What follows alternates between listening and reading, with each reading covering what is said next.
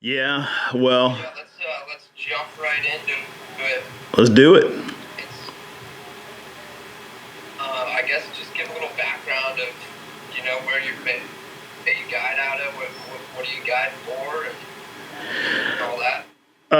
All right. The short story is I'm in Austin, Texas, and my local waters I fish for. What's up, Nick? On our local waters, I fish for bass, largemouth bass, Guadalupe bass, and then depending on time of year, I kind of split my time between here and the Texas coast, fishing for redfish or guiding for redfish and guiding for bass. I guess I don't do a whole lot of fishing. I'm usually either rowing a boat or pushing a boat. But yeah, not a bad way to make a living. It's really nice. I mean, you met me back in the days when I was spending summers in Colorado. And I don't know, maybe 5 or 6 years ago, I decided that I would just stay in Texas year round and just make a go of it. And it's actually worked out really well. I mean, we've got year round fishing. Initially there was no competition really. So, is a good place to be. And then plus I'm at home when I was doing the Colorado thing for, 2, 3, 4 months out of the year. I was 18, 19 miles away from home, which was cool when I was single, didn't have any kids, but I'm married, got kids now. So it's kind of nice being close to home. I mean, most days I can come home after a day of guiding and sleep in my own bed, which is really nice. And, during the summer, through the fall, I will spend quite a bit of time at the coast. And, I'll stay down there for a couple weeks at a time, but that's not bad. It's only 3 hours from the house. And plus, my whole family loves to come down there either to go to the beach or go fishing. So it's worked out really well. I mean, I'm kind of like a home-based guide, which is awesome. I think that's what guys strive for. Then Yeah, yeah, yeah. Being the young guys don't, go get or travel, try to get after it, and then once you get, I guess, a wife and kids, it's nice to sleep in your own bed at night. Yeah, it's pretty awesome. I mean, it's kind of an unlikely spot. Austin, Texas is not known as a fly fishing mecca, but it keeps us pretty busy. I mean, we've got, depending on time of year, we have as many as a dozen guides working under the all water guides hood. So I figure that's could be considered pretty legitimate. For sure.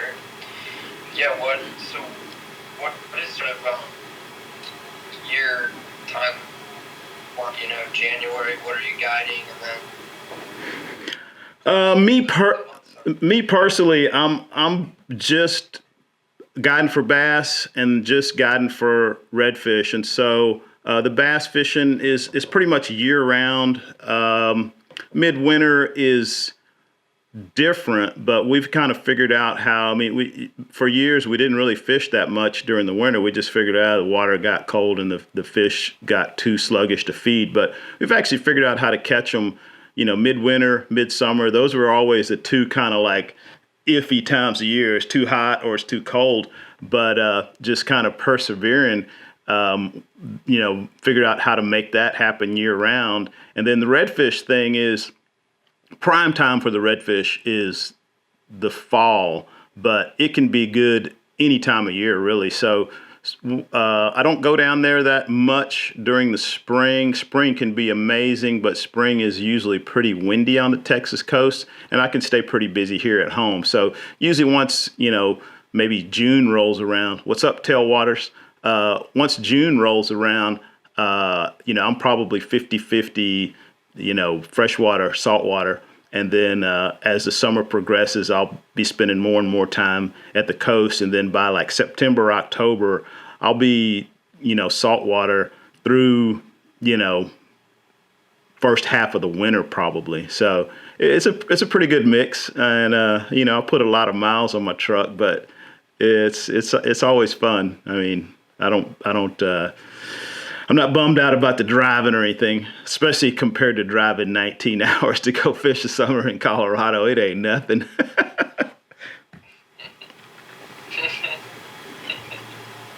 Yeah. Well, how did COVID sort of where were you at there in March?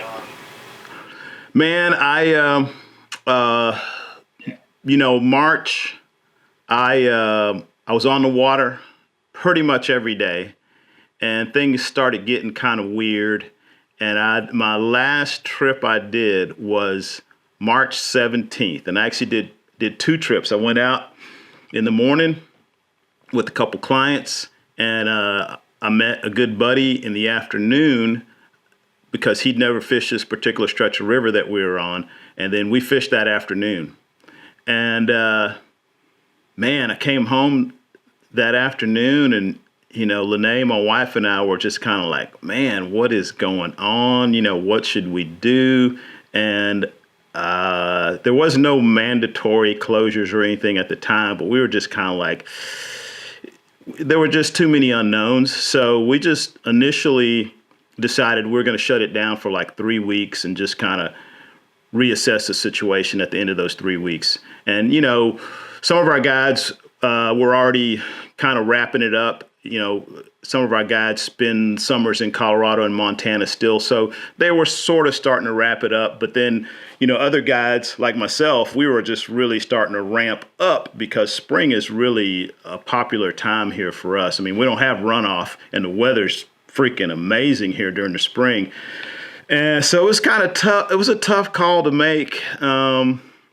I think it was the right call at the time, just with so many unknowns. So we shut it down for 3 weeks, and then 3 weeks stretched into 6 weeks. And I haven't been on the water myself yet. So I don't know how many days that is from March 17th until, May 13th. It's a long time. The longest I've ever been off the water, probably in the last 30 years.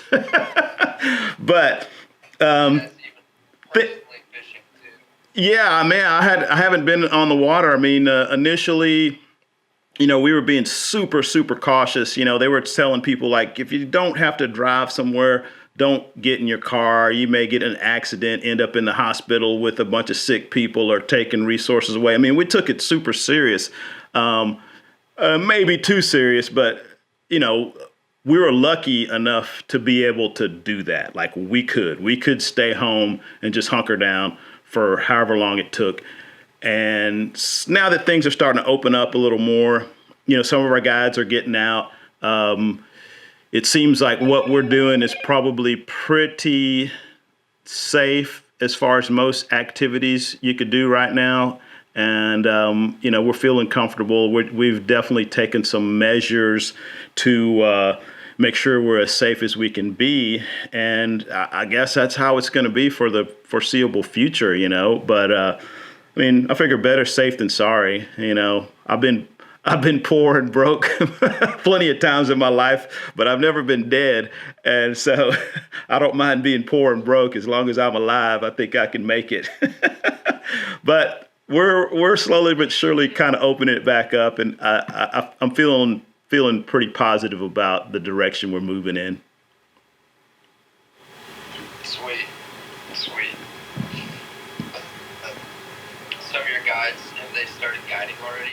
Yeah. We had a few guys. The demand has been pretty strong. It's definitely slower than it would normally be for this time of year. A lot of people are just assuming we're not doing trips, or people are not doing trips for their own reasons. But we got quite a few people, calling, emailing, and once things opened up, I still can't get out on the Colorado because most of the boat ramps are closed. Travis County, which, is a separate entity that controls a couple of the boat ramps we use, they haven't opened the ramps up. and we're talking like, not like a barricade. They've got like big stone blocks that weigh several hundreds, maybe 500-600 pounds a piece, blocking the driveway. So you're not getting in there. So I'll probably get out as soon as they clear that stuff out. There's a couple of other places I can get in the water,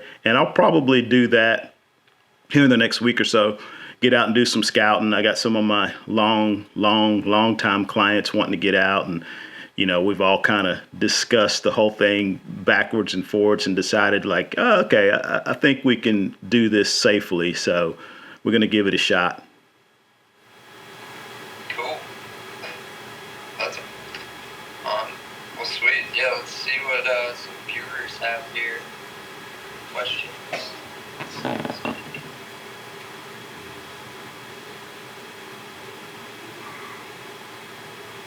What is recommended bass streamer? Your number one. Recommended bass streamer. Well, I've got one that I tie that's kind of like my go-to, and I call it a snake, and it's real similar to that. The snake, the old striper pattern, white deer hair. I think they use peacock on it, and it's a really loosely packed deer hair fly, so it'll sink a little bit, but it's got some great action in the water. So the one I tie is just deer hair with a rabbit strip, a zonker strip, in white, chartreuse, pink. So I guess the closest commercially available pattern, or if you were looking for something to tie, look for that snake fly. My number two, and it'd be a toss-up depending on time of year. Anytime the water's a little bit cooler, it's going to be a clouser. Chartreuse and white clouser, pink and white clouser, tan and white clouser. If I had to just have one streamer, it'd probably be a clouser. But if you look at my box, I got the snake patterns. I got some big buggers. I got a bunch of clousers. Not a whole lot of crazy stuff. Oh, and some small game changers. Sometimes a small game changer will get it done when nothing else will. Game changer, yeah. Not the giant ones. We throw some pretty small ones around here. The little guys. Yeah. That size. The eyes have been smashed off of this one. This one's caught a lot of fish. All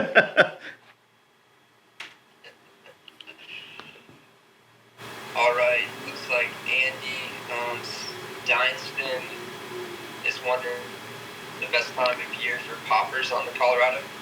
Right now, unfortunately, I'm sitting here in my garage. Yeah, they'll be crushing some poppers right now. It's really kind of a spring and fall, pretty much guaranteed. But midsummer can also be good popper fishing, especially early and late. But sometimes they'll go on a feed and they'll be chasing bait fish to the surface. And, I've had days where I crushed them on poppers at 2 p.m, in the middle of the summer in 100-degree heat. So, I'll try a popper anytime. I actually had a guy catch a couple of bass on a popper in February, which is our coldest month of the year typically. And he just wanted to try. So it's possible anytime, but if I had to pick 2 times, I'd say spring and fall, early summer. Spring and fall,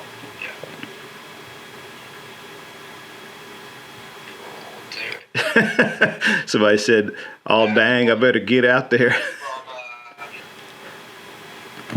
Mike Salamone. What's up, Mike? A different streamer for Guadalupe bass. No, not really. It's pretty much all the same bait fish that are in there. So the Guadalupes are eating the same stuff as the largemouth. I mean, the big difference with those, the big difference with those two is just where you find them. The largemouth are usually going to be in the slower water. The Guadalupes are usually going to be in the faster water. I guess for a lot of what is the Guadalupe? Oh. Well, if you don't know what a Guadalupe bass is, let me tell you. The Guadalupe bass is the state fish of Texas, and it is, I guess it's a subspecies of the spotted bass. So it's a black bass, like largemouth bass, smallmouth bass, spotted bass. it's closer to a smallmouth. They'll crossbreed with a smallmouth, but they're only found in Texas. And they're pretty much mostly found in Central Texas, and they are a stream fish. We have a ton of small streams out in the Texas Hill Country, and that's kind of like the Guadalupe bass territory. That's where they've developed. And they're a smaller fish. The current world record was actually caught on a fly by one of our clients on a guided trip, is only 3 pounds 7 ounces. So they're not a big fish, but they're bred to live in these really small creeks and streams in the hill country. They are known for eating insects, like the smaller fish, and the bigger fish actually eat bugs probably more than anything else. The fish that are kind of like in their prime, they're mostly eating bait fish and crawfish and stuff like that. But they're a really interesting fish. As we find out more and more stuff about them, I was telling somebody it's almost like cutthroats in Colorado, because the Guadalupe bass that are out in the Llano River, out in the hill country, are actually different from the Guadalupe bass that are in the Colorado River. So it's like different strains of Guadalupe bass from different drainages, which is pretty cool. Like, we didn't even know that until maybe the last 5 or 6 years. There's been a lot more research done on the Guadalupe bass. We had for a while there was some problems with crossbreeding, kind of like you have problems in cutthroat streams when they introduce rainbows. The smallmouth bass were actually introduced into some of our streams because they're perfect smallmouth water. But that was before they realized the smallmouth would crossbreed with the Guadalupe. So the Guadalupes, at one point in time, they were concerned they may actually go extinct. So the state of Texas has been doing a lot of research, a lot of stocking, and they're really kind of protecting and promoting the Guadalupe bass, the state fish of Texas, which is kind of funny because it's a little bass, and everything is bigger in Texas except for the state fish. That is hilarious. Mm-hmm. What are you drinking there, Alvin? Oh man, I'm gonna have to thank you guys for hooking me up. Can you read that? That's a nice fat tire from New Belgium. It's pretty tasty. Oh, yeah. It's my quarantine beer of choice. What you got? Which one you drinking? Fat tire. Oh, okay. Just the classic. I got the Belgian white, actually. Kind of like that fruity taste. How is that one? Oh, it's awesome, man. I told you yesterday too. Like what is it? The Purist. If you see me in person, you know that I'm not much of a low-calorie beer drinker, but my wife is, and I took a sip of the Purist, man, and I was like, that stuff is actually good. It's like low-calorie beer, organic, and it actually tastes good. So I was pleasantly surprised. I wasn't even going to try it till she said, "Oh, it's actually good."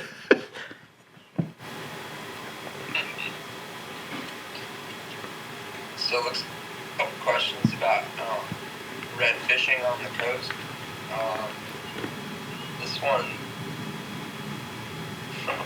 he's wondering what port town do you fish out of on the coast?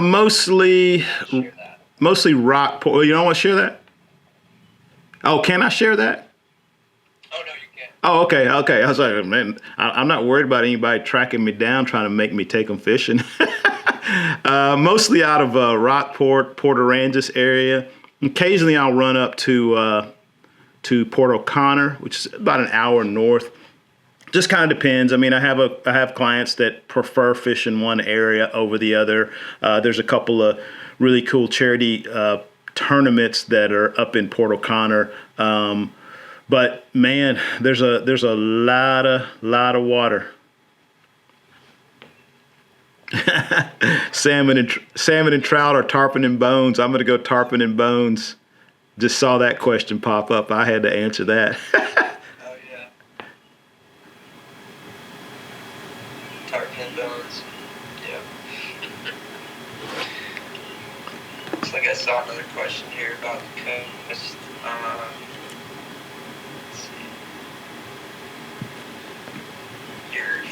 favorite fly for redfish? Favorite fly for redfish, man? Clouser. It ain't nothing fancy. I mean, I've got a couple of, slight variations on how I tie them and color schemes and stuff. But really, if they won't eat a clouser in a chartreuse and white or pink and white or a tan clouser, they're probably not going to eat anything. There are some rare occasions when they'll get picky and you got to throw a crab or some type of shrimp pattern. But more often than not, man, if they're eating, they'll eat a clouser. You just got to vary the color. I usually have like maybe 3 or 4 different colors of clousers, and then like 2 or 3 different weights. Like lead eyes, baby lead eyes, and then bead chain eyes. But if I could only have one fly to catch a redfish on, it'd be a clouser. That's an easy one. Yeah. And this question came from Gray McQueen, and he was wondering actually, this Galveston area. Oh yeah, I saw that earlier. I grew up in Houston, and I fished Galveston area as a kid, but I have not fished Galveston in a million years, a long time. There's a couple of really great fly shops in Houston though, and there's a handful of guides that are guiding out of Galveston. I'm sure they could get you hooked up, but I mean, it's like a whole nother world to me. I know where Galveston Island State Park is, Galveston Bay and Trinity Bay, and that's about it. I would be afraid to get in my skiff and run around in Galveston, as a matter of fact.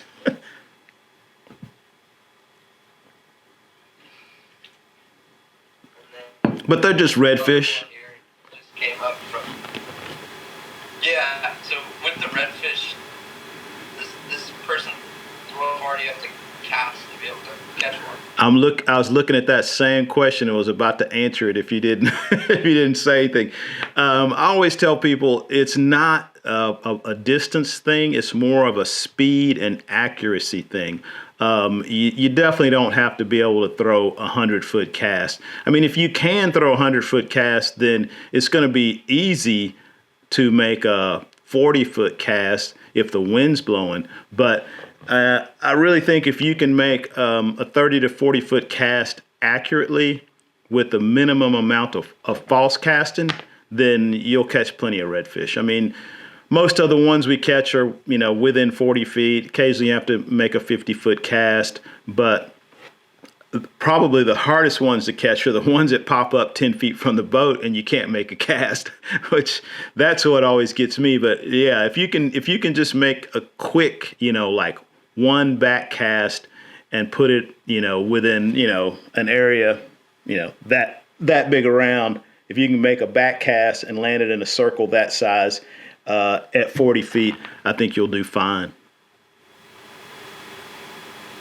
Yeah. Say the biggest tip that thing that I've experienced saltwater fishing is just being able to make that accurate cast in a fast amount of time. Yeah. Too much. Yep, it's key, man. Single back and forth and getting it out there. Yeah, and doing it, smoothly. It seems to be another thing. Like a lot of false casting, and then a lot of vibrations going through the hull of the boat. People are false cast and they're back and forth, and that I think kills more shots than just about anything else. Just practice it being smooth and being accurate and being fast.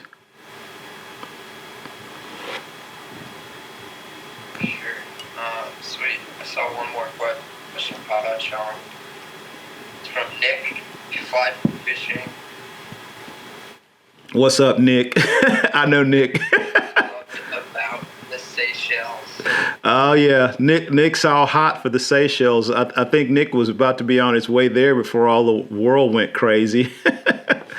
Man, somebody asked me the other day about what was the deal with the Seychelles, and I told him, I was like, well, just take everything you've heard about the Seychelles and double it. and because it was just that good. It was just amazing. And I mean, I'm like, if I never go back, I still will feel like that was the trip of my life, my lifetime. And I was just like so lucky and so grateful to have done that. I mean, just out of this world. I've been fortunate enough to fish, bonefish, tarpon, and done some kind of exotic travel and some trips to places that most people don't get to go to. But that one was just like the icing on the cherry on top, not even the icing. I mean, so remote, and at one point on that Yeti film, they were like, how would you feel if you got dropped out of an airplane or you were on a shipwreck and you landed on Cosmolito? And I'd be like, I'd be looking for somewhere to lay down and die because it is just so remote. But the fishing, unbelievable. Of course, everybody talks about the GTs, and I got to admit that I was definitely smitten with the GTs. But, I caught an Indo-Pacific permit, caught some really huge bonefish,